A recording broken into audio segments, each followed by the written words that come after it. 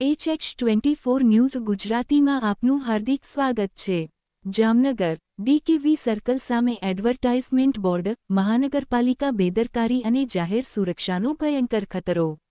જામનગર શહેરના DKV circle સામે રસ્તા કિનારે લગાવાયેલ એડવર્ટાઇઝમેન્ટ બોર્ડમાં કોઈ મંજૂરી નંબર, તારીખ કે બારકોડ નથી, જેના આધારે એ જાણવા શક્ય નથી કે આ બોર્ડ ક્યારે લગાવાયેલ અને કેટલા સમય માટે રહેશે।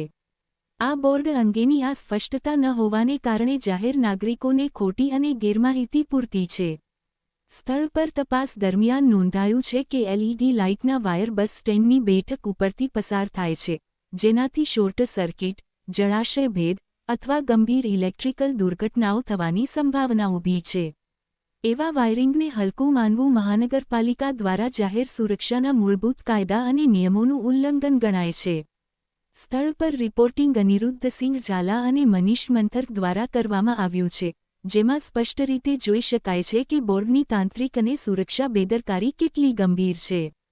આ ઘટના દર્શાવે છે કે જામનગર મહાનગરપાલિકા દ્વારા અનુસૂચિત નિયમો, બજેટ મંજૂરીઓ અને દેખરેખ સુનિશ્ચિત કરવાની જવાબદારીમાં નિષ્ફળતા છે, જે ભ્રષ્ટાચાર અને લાપરવાહીના સંકેતો આપે છે। HH24 ન્યૂઝ ગુજરાતી સાથે બ્યુરો રિપોર્ટ।